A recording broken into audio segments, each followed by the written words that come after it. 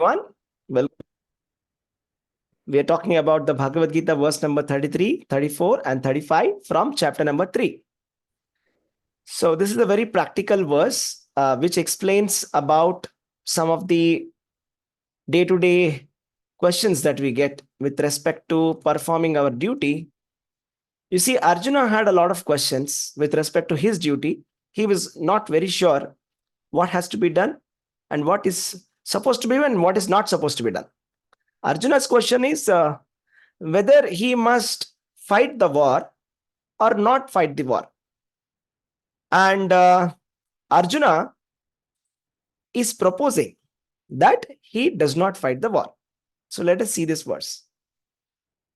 It says, Sadrisham chestate swasyaha prakritir jnanavan api prakritim yanti bhutani nigraha kim karishyati. That means even a man of knowledge acts according to his own nature. For everyone follows the nature he has acquired from the three modes. What can repression accomplish? So let me explain this verse. So what this basically means is every living entity is born with the effect of the three modes of material nature. What are the three modes of material nature? Sattva guna, Rajoguna and Tamoguna. So by default, we have these within us. How is it coming? It is coming due to the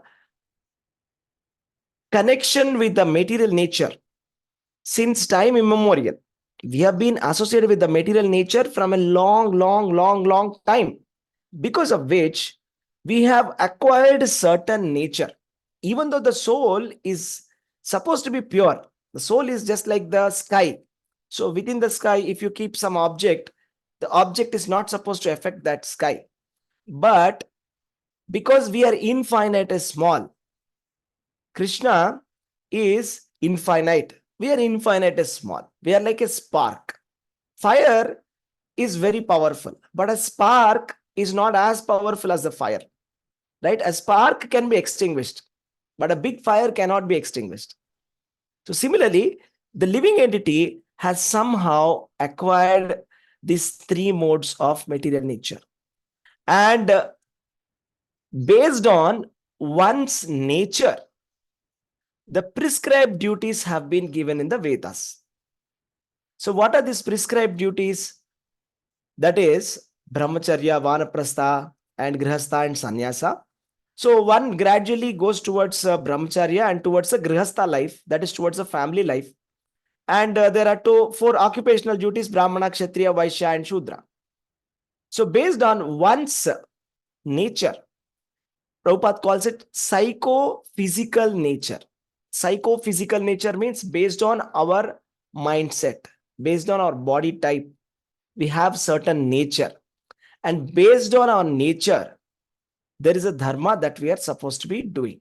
That is a prescribed duties. So because our nature is so and so, the Vedas regulate our nature by engaging us in occupational duties. Right? Because human beings want to enjoy. So that is the reason why, this Grihastha life has been given.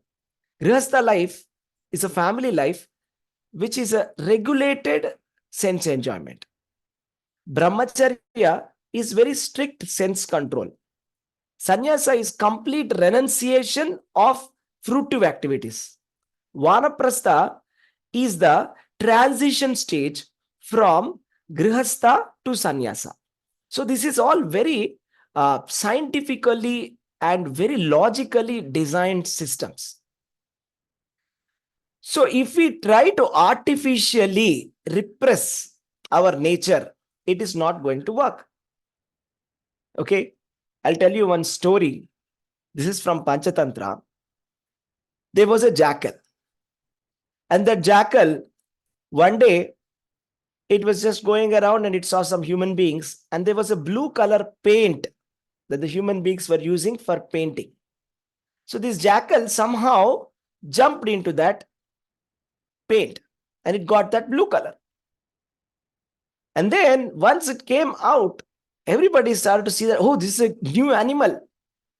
And jackal also realized that people are not able to recognize it. And then the jackal said, okay, I am the king of the jungle. I am the new animal. I'm very powerful than this lion. So everybody thought, okay, here is very, very powerful animal, new animal. Everybody is paying respect to it. Everybody is bringing food to it. One day what happened? In the night, some other jackal started howling. Ooh. Then this jackal also started howling. Do you see? That is, the nature cannot be repressed. Do you understand? This jackal can artificially represent as if it is like the king, as if it is a lion. It can artificially wear a dress, some color, and artificially act as if this is very advanced and very like a king, like the lion. But then you cannot repress the nature. So similarly, Arjuna is proposing to Krishna that he shall become a sannyasi. He shall become a Brahmana's duty. That is, he wants to give up this war. He doesn't want to do violence. He's saying, I don't want to fight. But Krishna is saying that everybody has got a psychophysical nature and you can't repress that nature. Don't try to repress that nature. It will anyways come out sometime or the other. You see, when the time comes, that nature will automatically come out. We don't know. I mean, we may be artificially trying to do some duty, but it is not possible. So somebody can be like very, very regulated, or somebody can think that, okay, I shall take sannyas and I'll be very advanced soul, shall give up everything. But we see that what happens eventually, that sannyasi or that saintly person slowly get towards the attachment of women and then starts performing some sinful activities. We see so many cases in the newspaper, isn't it? That this saintly person was arrested in the jail. That person was arrested in the jail. So what is happening there? It is the artificial repression of one's nature. I mean, somehow or the other, this person took sannyas, maybe for the sake of getting some money or some cheap adoration from public. This person might have accepted sannyas and would have acted like a very advanced guru. He has learnt so much of knowledge. So Bhagavad-gītā shlokas, he has memorized, Sanskrit memorized, philosophy, he can talk, he can write a lot of books. But just like the jackal, when the jackal is howling, this jackal also will howl. Similarly, our nature is like that. So we should not try to artificially impose something which is not belonging to our nature. And these Vedas have given us these occupational duties.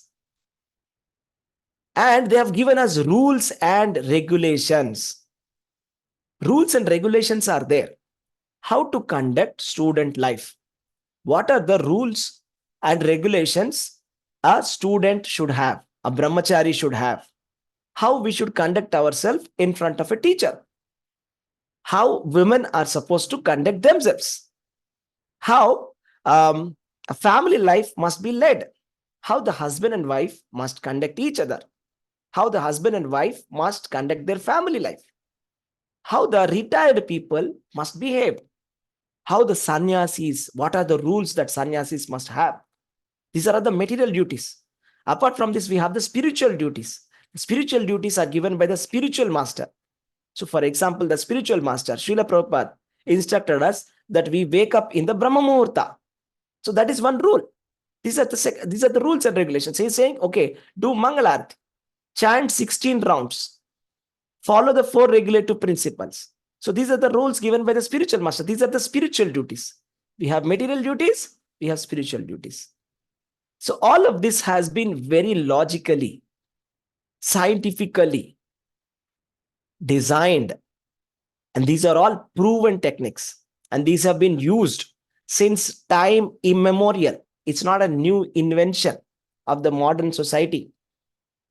This has been tested by time, and simply we have to accept these occupational duties given in the Vedas and act according to the instructions of Lord Sri Krishna, instead of trying to repress and try to act like somebody else. Just like how Arjuna is saying, let me renounce and act like a sannyasi. Krishna said, don't do that. Let's see the next verse. Indriyasyendrayasyarthe ragadveshau vyavastitau tayorna vasham agachet tauhi asya paripantinau. There are principles to regulate attachment and aversion pertaining to the senses and their objects. One should not come under the control of such attachment and aversion because they're stumbling blocks on the path of self-realization. What are these attachment and aversion? Let me explain you clearly. Attachment and aversion. So if you ask somebody, what is it that you like to do? So somebody will have a list. Everybody has their own list. I like to listen to music. I like to do this. I like to do this. I like to do this. What is it that you hate to do? I hate to do this. I hate to do this. I hate to do this. I hate to do this. So naturally, every living entity wants to do sense enjoyment. So if you list out these activities, what you want to do, what you don't want to do, most of the time, you will see that naturally every human being is averse to spirituality. What's the reason? The reason is living entities are covered by Krishna's energy called Maya. This is Krishna's Maya. So because of Krishna's Maya potency, what happens is we are covered by that, and then we don't feel like performing a devotional service or any spirituality. By nature, we feel that, okay, I'm the body and I just have got one life and let me enjoy. I just want to enjoy. So what is it that you like? I'll say that, okay, I enjoy having coffee. Somebody may say, I love going to the pub. I love having alcohol. I love going to this place. Okay. What is it that you don't like? You see, I hate going to the temples. I don't like all that crowd, all that superstition and all that people do. You see, hatred and aversion. Do you see how the patterns are coming? That I like to do this. I hate to do this. What do you want to do? Yeah, I like having this meat. It's very tasty. This is very tasty. What do you hate? I hate vegetarian, for example. So naturally, human beings they want to enjoy. So that's why the Shastra, the Vedas are giving us rules for regulating our aversion and attachment. Attachment and aversion. Here, what is the attachment of Arjuna? What is the aversion of Arjuna? Can anybody tell me? From the first chapter, what is Arjuna trying to say? What are his attachments and what are his aversions? Can anybody tell me? Attachment is family, Prabhuji. Family. And aversion attachment. He is unable to kill. Yeah, war. War is aversion for him. War and the thing that he has to kill his Own relatives. family. He has to kill his own family. Yeah. Attachment is that, he feels that my grandfather, Bhishma, and my teacher, my martial teacher, Dronacharya, and all my relatives are here. That is the attachment. Aversion is he doesn't want to kill these people in the war. But then I told you that scriptural injunctions, the Shastra, has been designed in such a way that they control our aversion and attachment. So our personal likes and dislikes, they actually don't matter. Our personal likes and dislikes, whether I like to do my duty or I don't like to do my duty, that's a secondary consideration. Whether I like it or not, I must do it. Why must I do it? I must do it for the pleasure of Krishna. Why must I do it? Because the Vedas have given me this duty. This is the duty that I'm supposed to do. And what is the benefit that I'm going to get by doing this duty? It's a training. It's a process. So it's a gradual mental, physical training, psychological training that's happening for us. I mean, we are coming from a position from childhood where We had maybe no rules, no regulations. We had just our natural attachments and aversions, maybe towards sinful activities, maybe towards something which is material, maybe which is sinful and which is against the scriptures and which is not actually helping us in any way to grow spiritually. But then these scriptural injunctions, which are giving us this occupational duties, whether it is Arjuna's duty here is Kshatriya. A Kshatriya's duty is to fight. A Kshatriya is supposed to be very valiant and he must fight. Violence is prescribed for Kshatriya. So somebody can ask, how is it possible? How can violence be a process? Yes, violence is also a process. That is how Krishna has designed it. It is for those people who are already violent. It is just like how you remove a thorn with a thorn. To remove a thorn, you need another thorn. Right? For example, if somebody is very much attached to food, there can be some food therapy which will give them food first, but a different kind of a food, but a regulated kind of food. I mean, for somebody who's addicted to food, you can't completely repress and say, from tomorrow, you're not going to eat any food. That is not going to work. That system will fail. Similarly, violence also has got a utility value. What is that utility value? In the war field, violence is a necessity.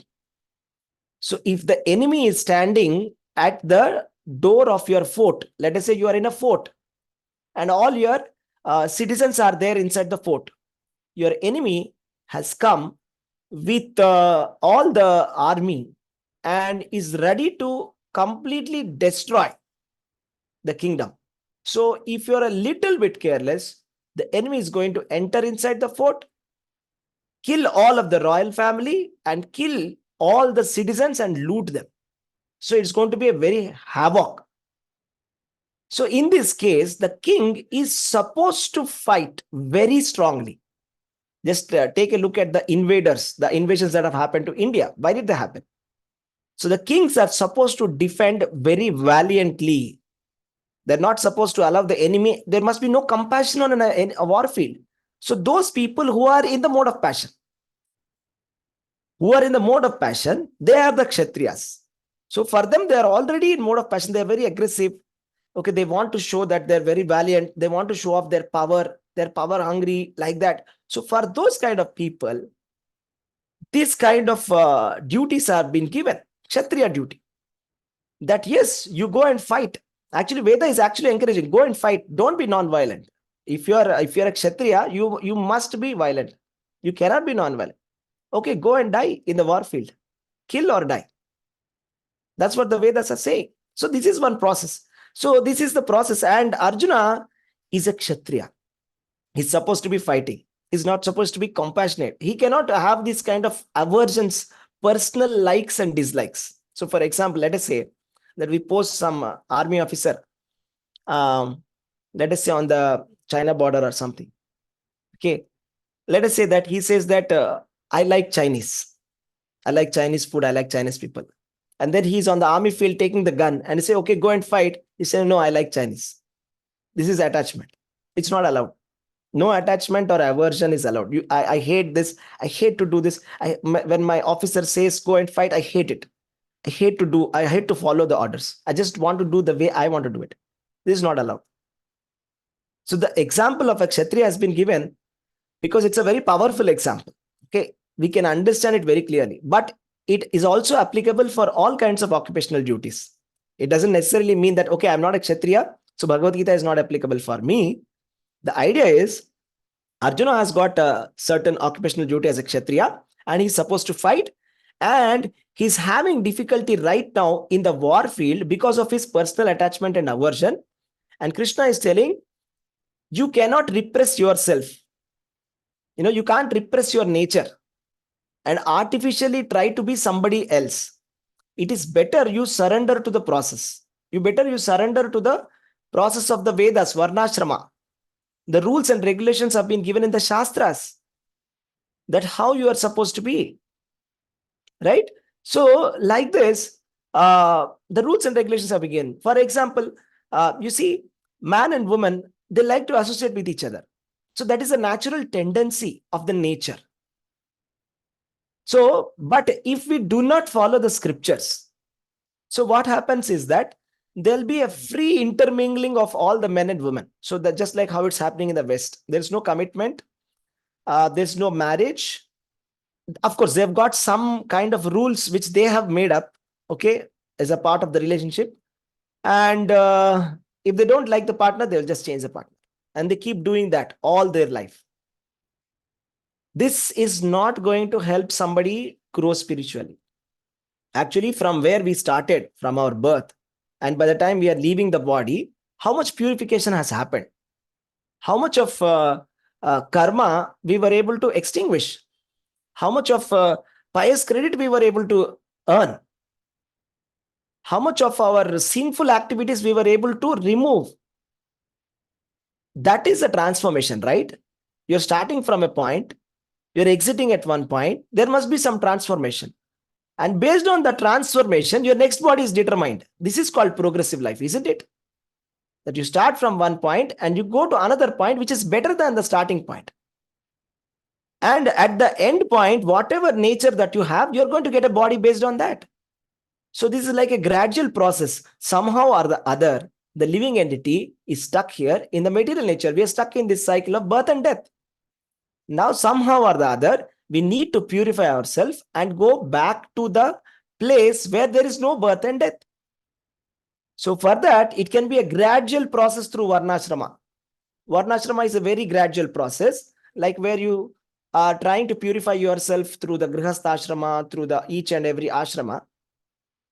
And maybe you'll go to the heavenly planets, and then maybe you'll get another body which is better than the previous. So something like, okay, somebody who was a Vaishya before became a Kshatriya. Now in the next lifetime, he has become a Brahmana. In the next lifetime, from being a ritualistic Brahmana to a Brahmana who understands the Vedas. In the next lifetime, from a person who understands the Vedas to a person who is reading the transcendental knowledge. In the next lifetime, he's practicing transcendental knowledge. In the next lifetime, he has become maybe, liberated. Maybe hundreds of lifetimes also it can take. But still, it is better than going from 99 to 0. I mean, we got a very nice position, human body. Now next going to an animal body. Becoming maybe a pig or a dog. Because of not following the rules and regulations. Because of personal likes and dislikes. So we should never bring this personal like and dislike. That's why I'll tell you, once our Guru Maharaj, His Holiness Jayapataka Swami Maharaj, he very much likes Mayapur. Once he told to his spiritual master, Srila Prabhupada, that Srila Prabhupada, thank you very much for posting me in Mayapur. I like Mayapur very much. Then Srila Prabhupada said, whether you like it or not, whatever spiritual master says, you must follow. This is the rule. It's not that, for example, Srila Prabhupada used to post so many people. He said his Western disciples, he said, okay, stay back in India. That's an instruction from the spiritual master. For some people, he said, do this, do this. For example, for His Holiness Gopal Krishna Goswami Maharaj, okay, he was given instructions that you construct temples. And he constructed temples. So now there is nothing called as a personal like and dislike here. When the spiritual master has given instruction, there's nothing like, okay, I don't like this. I like this. I won't want to follow this. There's no question of that. So when Srila Prabhupada is saying, okay, chant 16 rounds, then I'll say, I don't like 16, the number. I don't like that number. I like 6. I'll do 6. This is not allowed. So the regulative principles which are given must be accepted. And if we do not accept these principles, they become the stumbling blocks for the path of self-realization. So for example, the Grihasthas, okay, they are given strict rules and regulations that you shall be only with your wife. You shall not mingle with anybody other than your wife, for example. That's a rule. Okay, you cannot just break that rule. If you break that rule, what happens is that it becomes a stumbling block on the path of self-realization. You cannot become self-realized if you break the rules of the Shastras. So whether it is spiritual duty or material duty, we must always follow the principles which are given. Okay, let's see the next one.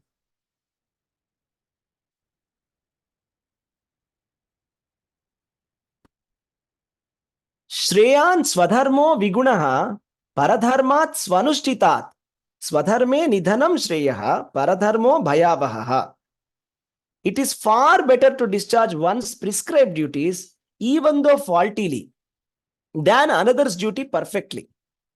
Destruction in the course of performing one's duty is better than engaging in another's duties, for to follow another's path is dangerous. What does that mean? We must always follow the prescribed duties which are pertaining to us. The prescribed duties are given in the Shastras. I said material duties or spiritual duties. The spiritual duties are given by the spiritual master. The spiritual master is giving a schedule that we must follow like this. However it may be, we must try to follow that. We should not try to ignore that and do somebody else's duty. For example, who is not spiritually inclined, if we try to imitate such a person, that is very dangerous. Here it said it is better to be destroyed in one's own duty. That is better than engaging in another's duty. So let me tell you what this basically means. You see, in the Varnashrama system, we have the Brahmachari and Vanaprastha and Sannyasi. Am I right? So let me just share my screen and show you something. Okay. So we have different kind of people, like we have Brahmachari, right? And then we have Grihastha. And then we have Vanaprastha and Sannyasa. Now, there are some rules and regulations for each of these ashrama. Okay, let's see. For example, a brahmachari is supposed to be following brahmacharya. That is celibacy. That is a basic definition. Following celibacy and being under the order of the spiritual master, working for the spiritual master, studying, learning the spiritual knowledge. Okay, that is what a brahmachari is supposed to be doing. A brahmachari is supposed to be controlling, restraining the senses. But in Kali Yuga, what do the brahmacharis do? So they behave like grihasthas. So what are grihasthas? Grihastha is allowed to do sense gratification. That is also regulated sense gratification. It is not unregulated, unrestricted sense gratification. Right? Grihastha has got some allowance for sense gratification. But the brahmacharis artificially try to imitate the grihasthas. And a sannyasi is supposed to be completely renounced, especially from vices like association of women and wine, etc., meat, etc. But the sannyasi tries to behave like a grihastha. You see, in Kali Yuga, what's happening is a sannyasi has got nothing to do with the business. Sannyasi is not a businessman or a politician. He has got nothing to do with politics or business. But a sannyasi will do that. That is called paradharma. That means it is not your duty, but you are doing somebody else's duty. A grihastha's duty is actually to do charity. It is to help people. You know, for example, it is for digging wells. Okay, it is like for giving education for people who don't have education, giving money for the poor. Okay, constructing orphanages, old age homes. This is the duty of a grihastha. But the sannyasis are very interested in doing that duty. And they want to show that they are very great people philanthropically, and the common public appreciates that. But a sannyasi's actual duty is only 100% to be spiritual. Spiritual consciousness. A sannyasi is supposed to be 100% spiritual. Completely, he must be dedicated to preaching about Krishna. That is the duty of a sannyasi. Sannyasi's duty is not to do any kind of a material activity, which is meant for grihastha. Grihasthas are meant for charity. Grihasthas are meant for helping others. But the grihasthas are not doing charity. Grihasthas are not helping anybody. They're very busy in taking care of themselves. And the vanaprastha means retired life. That is panchasordham vanam brajet. 50 years, above 50 years. It is recommended in the Shastra that vanaprastha is like a gradual transition from grihastha to sannyas. So 0 to 25 is brahmacharya. And we have like 25 to 50 and 50 to 75, and then this is like 75 years above sannyas. So this is like the general recommendation of the acharyas. But then we see that the modern vanaprastha or the so-called retired people, they're very busy in enjoying their life, actually. So because their argument is all our life, we have acted like a brahmachari or a sannyasi, and now we shall become grihastha. This is called paradharma. You see, this is not the time for enjoyment. This is the time for spiritual consciousness. This is the time for gradual transition towards sannyasa. This is the transition. So Srila Prabhupada says they must go to the forest. So better than going to the forest is to go to Vrindavan.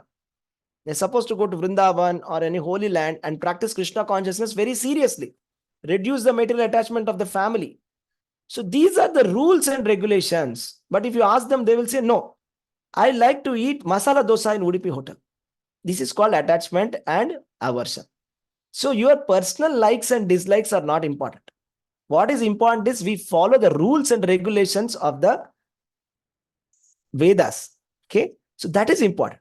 So similarly, when we try to do this, that when we try to innovate our own system based on our likes, what I like to do this, I like to do this, I like to do this, I hate this, doesn't matter. If we try to do that, here is a warning from Lord Krishna. What is that? Destruction. No, it says, if you follow another's path, it is very dangerous. What is that danger? What is that danger? Let's just see. What's the danger? Okay, let us say that a sannyasi tries to act like a grihastha. Let us just take some examples of why it is dangerous. Let us say sannyasi who's supposed to be completely renounced in an ashram is trying to associate with the grihasthas. I'll tell you one story. One day what happened? Chaitanya Mahaprabhu, okay, he went to one mendicant's house. Okay, he's so-called sannyasi, is a fake sannyasi. So then that sannyasi welcomed Chaitanya Mahaprabhu. And then he said, come sit down. And he asked, why are you always chanting Krishna, Krishna, Krishna? Life is supposed to be enjoyed, right? Why are you doing all this? You're so young. Why are you doing all of this? That fake renunciate is asking to Chaitanya Mahaprabhu. And then next he calls his wife. That sannyasi is calling his wife. And his wife comes and is serving something to Chaitanya Mahaprabhu. And Chaitanya Mahaprabhu asks, what is that? It says it's actually a medicinal drink. Okay, you'll understand if you drink it. Then when Chaitanya Mahaprabhu saw that it's alcohol, okay, he ran towards Ganga and he jumped inside Ganga.